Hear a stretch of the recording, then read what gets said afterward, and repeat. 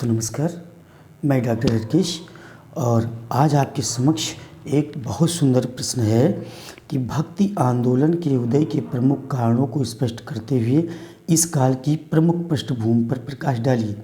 उत्तर देखिए, इसके पहले मैंने LT, GDC, GIC आदि के लिए 5 प्रश्न ऑलरेडी मैं बना चुका हूँ, प्रेषित कर चुका हूँ। दोस्तों यदि आपको देखना हो तो बिल्कुल देख लीजिएगा, प्लेलिस्ट में मिल जाएगा। भक्ति आंदोलन, देखिए उत्तर है भक्ति आंदोलन के उदय के संबंध में सभी विद्वान एकमत नहीं हैं। आचार्य रामचंद्र शुक्ल जी ने इसे मुस्लिम आक्रांताओं के दिन मानते हुए कहते हैं, अपने पौरुष से हताश जाति के लिए भगवान की शक्ति और करुणा की ओर ध्यान ले जाने के अतिरिक्त दूसरा मार्ग ही क्या था, है ना। ये स्पष्ट हम भूमिका लिख रहे हैं अभी। डॉक्टर राम कुमार वर्मा भी आचार्य रामचंद्र शुक्ल के मत से सहमत हैं और लिखा, वर्मा जी ने लिखा, क्या लिखा कि हिंदुओं में मुसलमानों से लोहा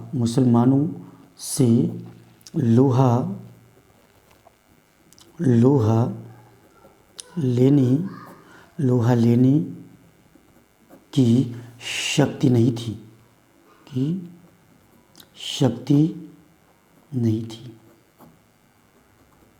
क्यों नहीं थी दोस्तों, क्यों नहीं थी? वे मुसलमानों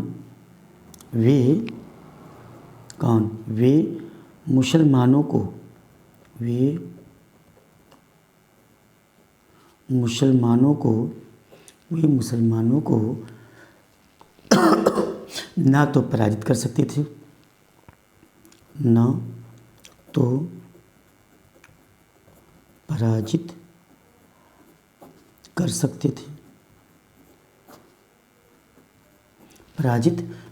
थे, और क्या नहीं कर सकते थे, है ना, और ना अपने धर्म की अवहेलना ही सहन कर सकते थे, हैं, और ना तो अपने धर्म की अवहेलना ही सहन कर सकते थे।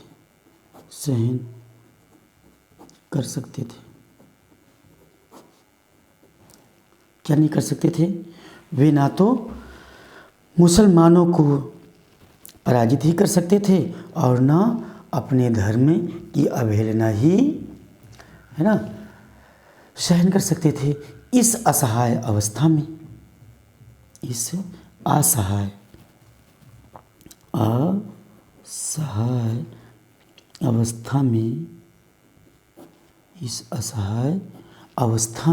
उनके पास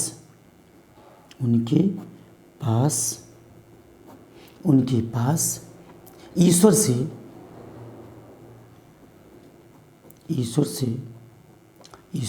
प्रार्थना करने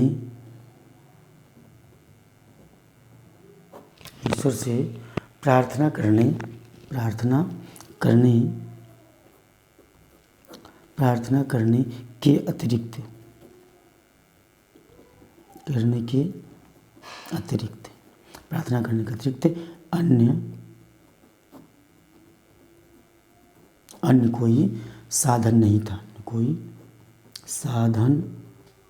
अन्य कोई साधन नहीं था। है ना। ये बात डॉक्टर राम कुमार वर्मा जी ने कहा। क्या कहा कि हिंदुओं में मुसलमानों से लोहा लेने की शक्ति नहीं थी। वे मुसलमानों को ना तो पराजित कर सकते थे और ना तो अपने धर्म की अवहेलना ही सहन कर सकते थे। इस असहाय अवस्था में उनके पास ईश्वर से प्रार्थना करने के अतिरिक्त अन्य कोई साधन नहीं था। ये डॉक्टर राम कुमार वर्मा जी कह रहे हैं। कौन कह रहे हैं? डॉक्टर राम कुमार वर्मा जी। आगे थोड़ा सा और लिख लीजिए कि बाबू गुलाब राय क्या कहते हैं। बाबू गुलाब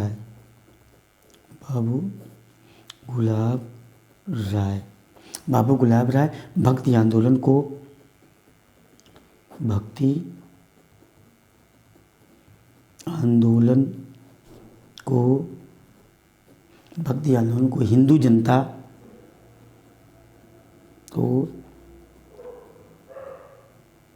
हिंदू जनता की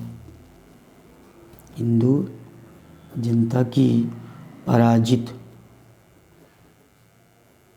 हिंदू जनता की पराजित मनोवृत्ति, हिंदू जनता की पराजित मनोवृत्ति का परिणाम मानते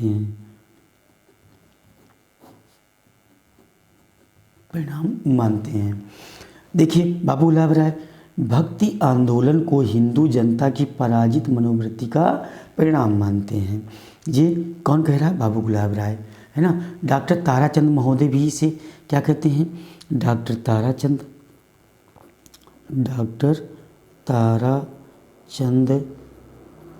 महोदय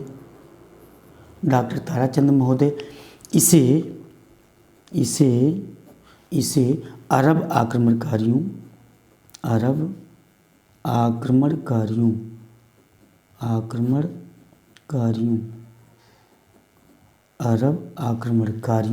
की देन मानते।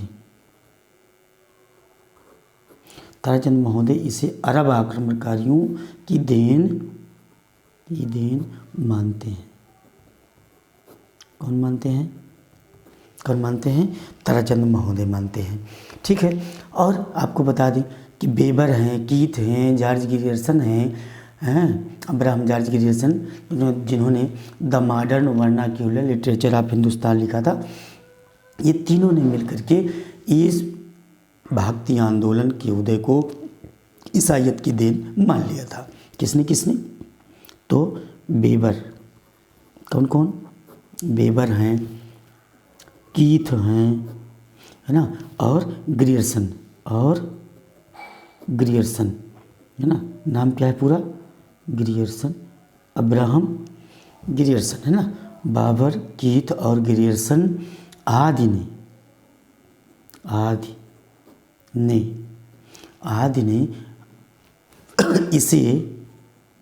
इसे मतलब भक्ति आंदोलन, इसे ईसाइयत, है ना, इसे ईसाइयत की देन मानते हैं। ठीक है, ज़्यादा ना लिखेंगे, अभी तो हमारे पास और बहुत सारे हैं, लेकिन हम फिर भी क्योंकि हमको बहुत कम शब्दों में 200 शब्दों में ही लिखना है, तो हम थोड़ा सा एक इम्पॉर्टेंट कथन लिख लेते हैं हजारी प्रसाद द्विवेदी जी का। आचार्य हजारी प्रसाद द्विवेदी, बहुत इम्पॉर्टेंट प्रश्न है दोस्तों। आचार्य हजारी प्रसाद द्विवेदी क्या कहते हैं जरा देखिएगा।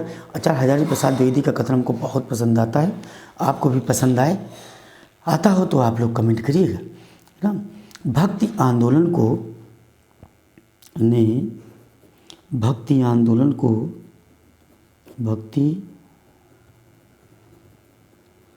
आचार्य हजारी प्रसाद द्विवेदी ने भक्ति आंदोलन को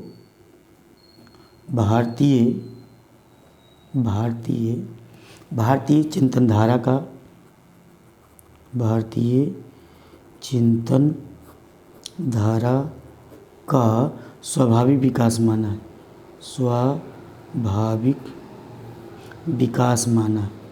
क्या माना है? स्वाभाविक विकास माना है। किसने? हजारी प्रसाद द्विवेदी ने भक्ति आंदोलन को भारतीय चिंतनधारा का स्वाभाविक विकास माना है। मतलब इनका कहने का मतलब था इस पर किसी प्रकार का फोर्स नहीं था, ये स्वाभाविक था विकास होना, है ना। भक्ति आंदोलन का चलना स्वाभाविक हो गया था। निष्कर्षतः क्या कहोगे आप, है ना। निष्कर्षतः इसका निष्कर्ष निकाल लेते हैं क्या? निष्कर्षतः हम कह सकते हैं, है ना, कि भक्ति आंदोलन ना तो मुस्लिम आक्रांताओं की देन है और ना ईसाइयत की देन है ना, तथा ना ही यह पराजित मनोवृत्ति का परिणाम है ना, अपितु यह भारतीय चिंतनधारा का स्वाभाविक विकास है ना। इसमें लिख सकते हैं क्या? हम लिख दें, आगे देख लेते हैं, है ना। आगे देख लेते हैं दोस्तों, देखिए इसमें लिख लेते हैं हम, है ना, निष्कर्ष रूप में। तो निष्कर्षतः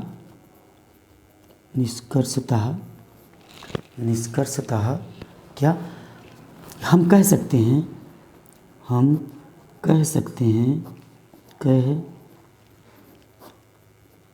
सकते हैं, क्या कह सकते हैं कि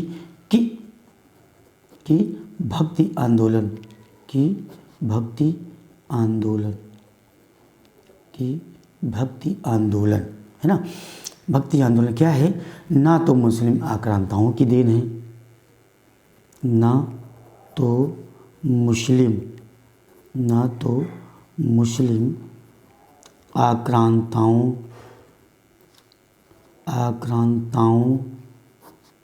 की देन है, है ना। आचार्य रामचंद्र शुक्ल ने नहीं कहा शुरुआत में, कहा था कि जो है भक्ति आंदोलन मुस्लिम आक्रांताओं की देन है ना।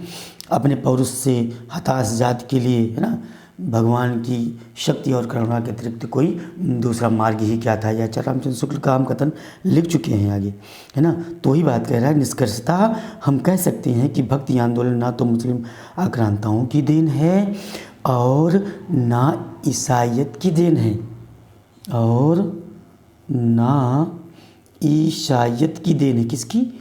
ईसाइयत की देन है।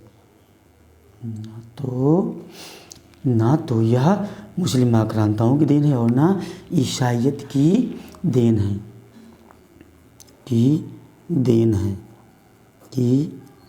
है, फिर क्या है ये?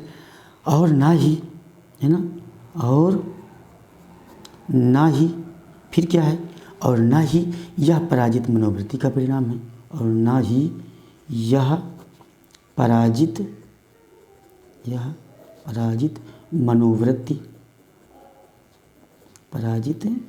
मनोवृत्ति का परिणाम है, पराजित मनोवृत्ति का परिणाम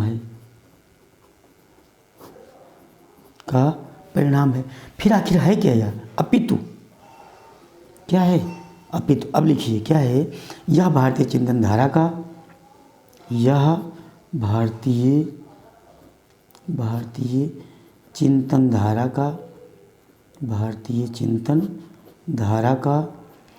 स्वाभाविक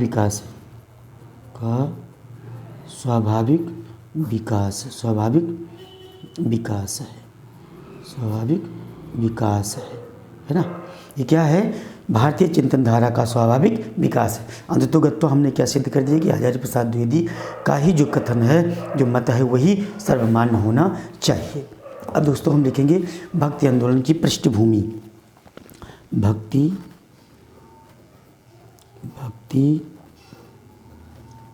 आंदोलन की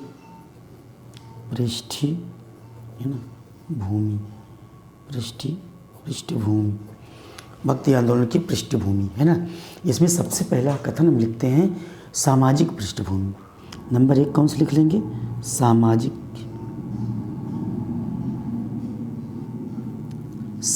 कारण या सामाजिक पृष्ठभूमि, है ना। जो प्रश्न है वही हमको डालना है। अगर कारण पूछा होता, अगर पृष्ठभूमि ना पूछा होता तो हम सामाजिक कारण डाल देते, हमारा काम खत्म हो जाता।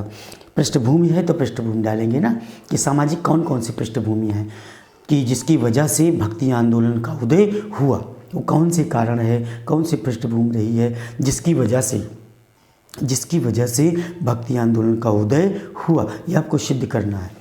तो देखिए दोस्तों, सामाजिक दृष्टि से इस कालखंड में अनेक प्रकार की कुप्रथाएं थी, है ना। तो लिखिए सामाजिक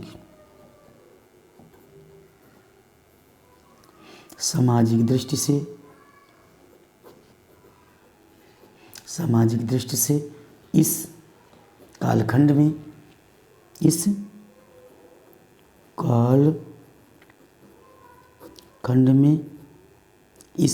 में अनेक प्रकार की सामाजिक कुप्रथाएं, या इसलिए प्रकार की कुप्रथाएं, चूँकि सामाजिक पहले लिखा है ना, कुप्रथाएं, है ना। निरर्थक कर्मकांड, है ना,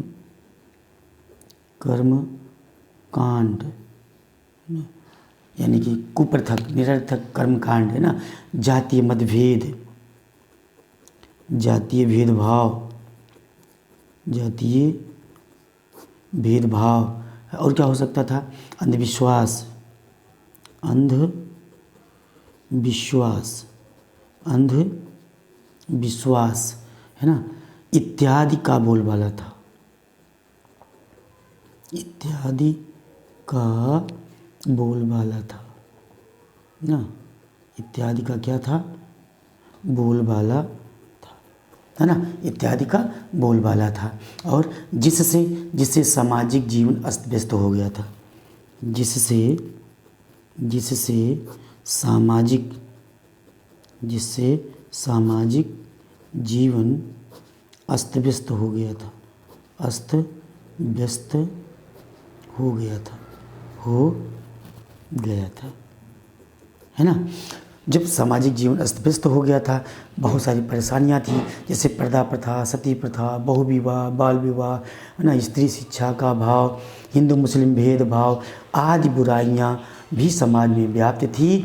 इस वजह से भक्ति आंदोलन की पृष्ठभूमि का उदय हुआ। ये भक्ति आंदोलन का उदय हुआ, समझ गए ना। यानी कि सामाजिक दृष्टि से इस कालखंड में अनेक प्रकार की कुप्रथाएं थी, है ना। जैसे मैंने आपको बताया पर्दा प्रथा, सती प्रथा, बहुविवाह, है ना, शिक्षा का अभाव, हिंदू मुस्लिम भेदभाव था, बाल विवाह चल रहा था, है ना, सती प्रथा मैंने आपको बताया।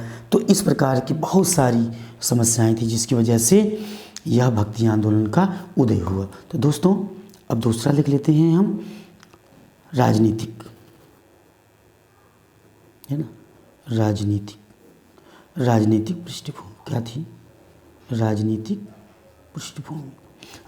पृष्ठभूमि में देख लें, राजनीतिक दृष्टि से भी यह काल राजनीतिक दृष्टि से भी यह कालखंड संक्रमण का काल रहा है, संक्रमण का काल रहा है ना। इस काल में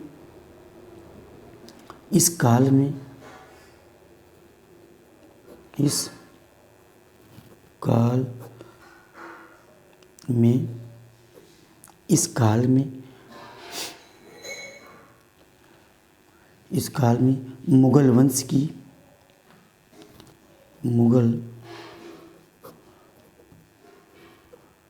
चूँकि राजनीतिक है ना, तो मुगल वंश की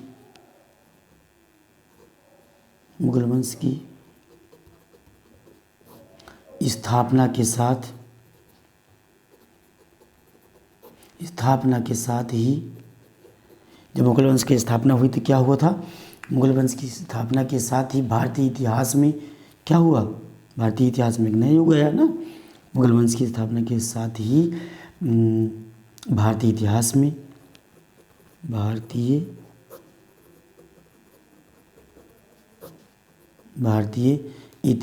में एक नए युग का प्रादुर्भाव हुआ, एक नए युग का, है ना, प्रादुर्भाव हुआ, है ना, एक नए युग का प्रादुर्भाव हुआ। पराजित होने के कारण राजपूत शासकों में निराशा का भाव उत्पन्न हो गया था, है ना। पराजित होने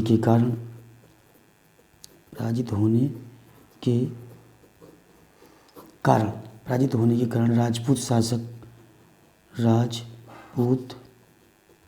चीज़ें लिखनी पड़ेगी आपको ना। राजपूत शासकों में निराशा, है ना। जब निराशा आई तो निराशा का संचार भक्ति आंदोलन के रूप में हो गया, है ना। निराशा के कारण जैसे आदमी निराश हो जाता है तब तो भगवान की शरण में जाता है कि भगवान मेरी रक्षा कीजिए। होने के कारण राजपूत शासकों में निराशा का भाव उत्पन्न हो गया था,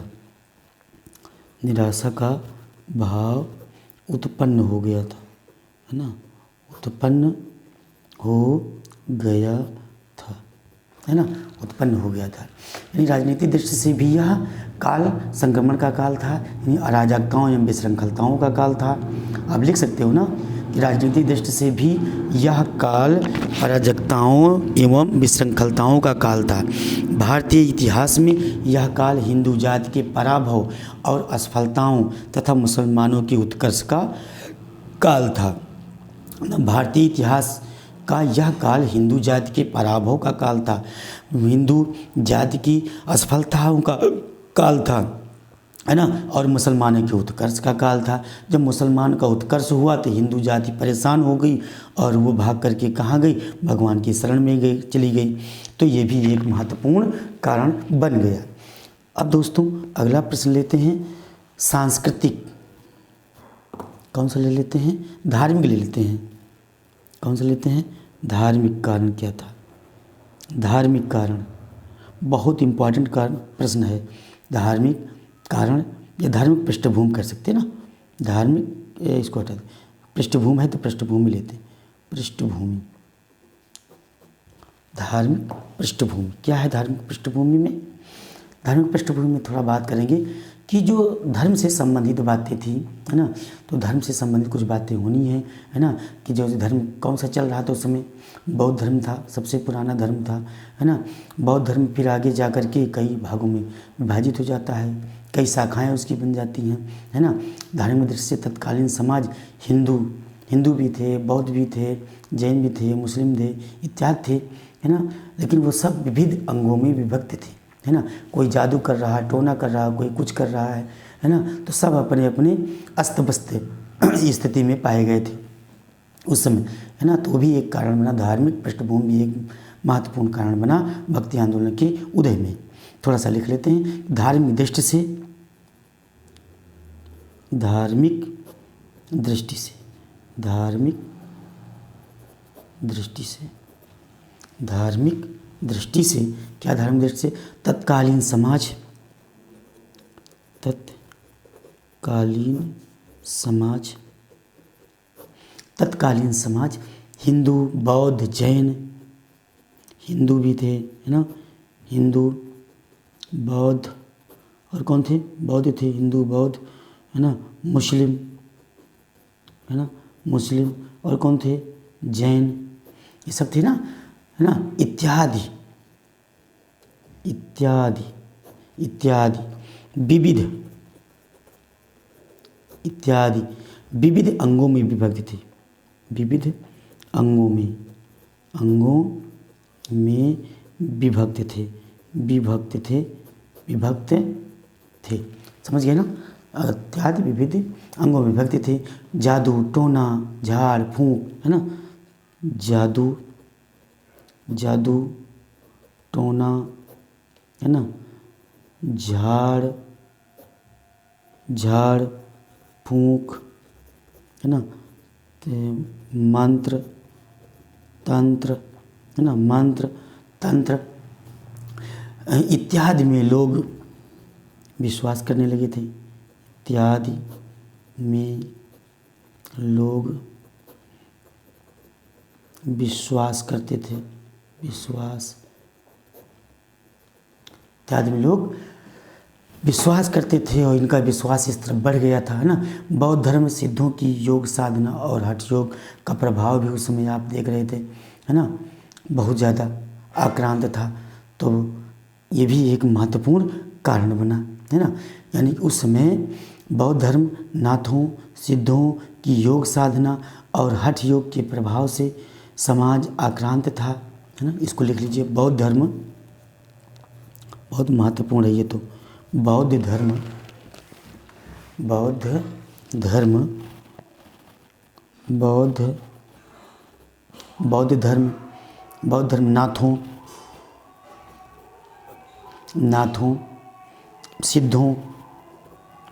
नाथों सिद्धों की योग साधना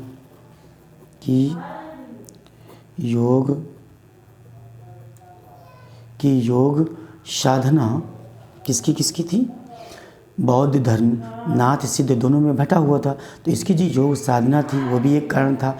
और हठ योग के प्रभाव से, और और हठ योग के प्रभाव से हठ योग के प्रभाव से समाज आक्रांत हो गया था। समाज आक्रांत हो गया था। समाज क्या हो गया था? आक्रांत हो गया था, है ना। आक्रांत मतलब क्या होता है? दुखी। आक्रांत मतलब दुखी। समाज क्या हो गया था? दुखी हो गया था। मुस्लिम की जातीय श्रेष्ठता, शासकीय और धार्मिक मदान्यता की भावना बढ़ गई थी। मुस्लिमों की जो जातीय श्रेष्ठता थी, मुस्लिम अपने आप को ये समझ रहे थे कि मैं सभी जातियों में श्रेष्ठ हूँ और मैं शासक हूँ, तो हमारी बात को आपको मानना ही पड़ेगा। और इस प्रकार से मारकाट मचा दिया था। ये भी एक कारण था जो भक्ति आंदोलन के उदय का। तो दोस्तों, अगला और महत्वपूर्ण कारण हम देख लेते हैं, सांस्कृतिक एवं दार्शनिक पृष्ठभूमि। सांस्कृतिक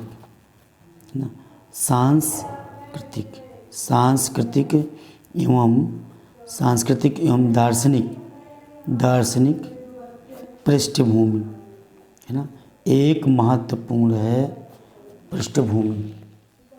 ये हो गया सांस्कृतिक एवं दार्शनिक पृष्ठभूमि। तो इस कालखंड के बारे में थोड़ा सा लिख लेते हैं कि इस कालखंड की सांस्कृतिक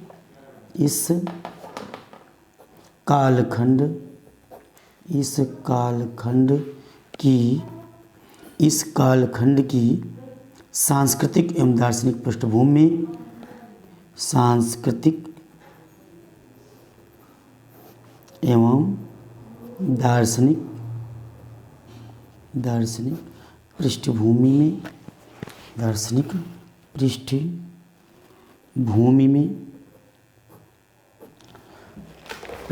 में क्या है? पृष्ठभूमि में या इस कालखंड की एक कोई वो लिख लीजिए। इस कालखंड की सांस्कृतिक एवं दार्शनिक पृष्ठभूमि के संबंध में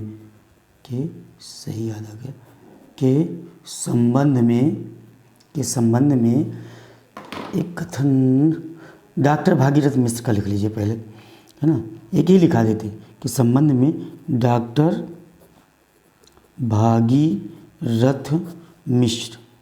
डॉक्टर भागीरथ मिश्र ने लिखा है ना। क्या लिखा है देखिए जरा। भागीरथ मिश्र ने क्या लिखा कि हिंदी में भक्ति साहित्य का आरंभ। हिंदी में, ये याद कर लीजिए कि बहुत महत्वपूर्ण है। हिंदी में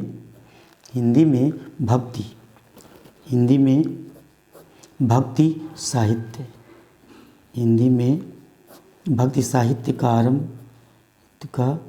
आरंभ केवल शासकीय स्थिरता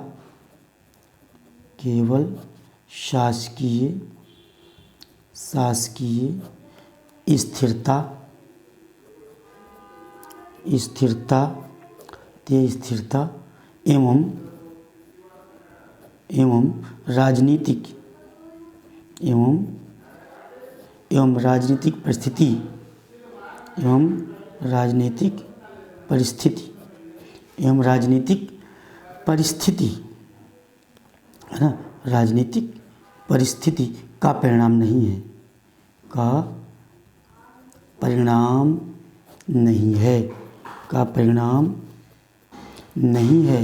वर्ण यह एक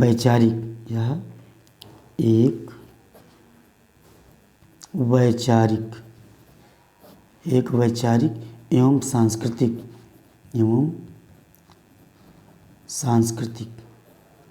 सांस्कृतिक आंदोलन की सुंदर परिणति है। वैचारिक एवं सांस्कृतिक आंदोलन की सुंदर परिणति है। क्या है? सुंदर परिणति है ना दोस्तों। ये हो गया। अब इसका थोड़ा सा संक्षेप में हम लिखते हैं। कंक्लूजन मोस्ट इम्पॉर्टेंट है। तो निष्कर्षतः हम कह सकते हैं, कहेंगे इस संस्कृति का आरंभ, इस संस्कृति का आरंभ, इस संस्कृति का आरंभ 8वीं 9वीं शताब्दी 8वीं 9वीं शताब्दी में हुआ, और इसके प्रणेता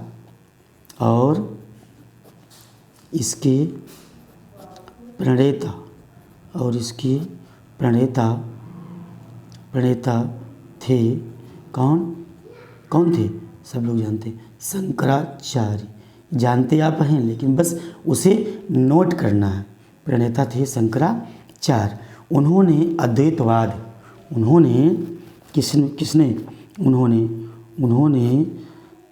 अद्वैतवाद, ये प्रश्न कई बार आया है। अद्वैतवाद का प्रतिपादन करते हुए वेदांत दर्शन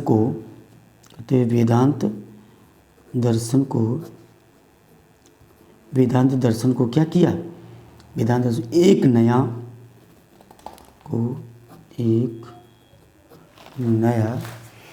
आधार प्रदान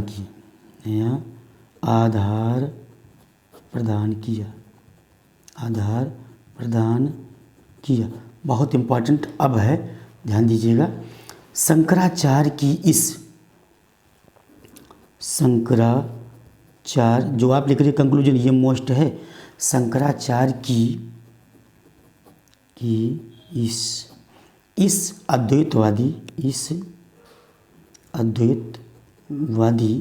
अद्वैतवादी दोस्तों, आपसे रिक्वेस्ट है कि यदि आपने चैनल को सब्सक्राइब ना किया हो तो सब्सक्राइब कर लीजिए और लाइक कर दीजिए और शेयर अवश्य कर दीजिएगा। दोस्तों, अद्वैतवादी भावना से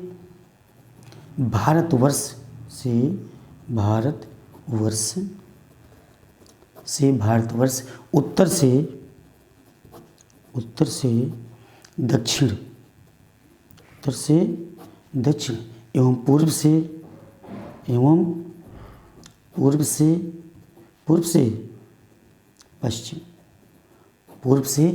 पश्चिम में सांस्कृतिक एकता के सूत्र में बंधा। पश्चिम में एकता के सूत्र में बंधा। पश्चिम में एकता के सूत्र में बंधा। ये इम्पोर्टेंट कथन रहा है ना दोस्तों। ये आज मेरा छोटा सा प्रयास रहा। अगर ये मेरा प्रयास आपको अच्छा लगा हो तो कृपया, मैंने आपसे रिक्वेस्ट किया है, कृपया लाइक करिए, कमेंट करिए, शेयर करिए और सब्सक्राइब ना किया हो तो सब्सक्राइब अवश्य कर लीजिएगा। धन्यवाद दोस्तों। फिर मिलेंगे आपको एक नए और इम्पोर्टेंट वीडियो के साथ। तब तक के लिए नमस्कार, जय हिंद।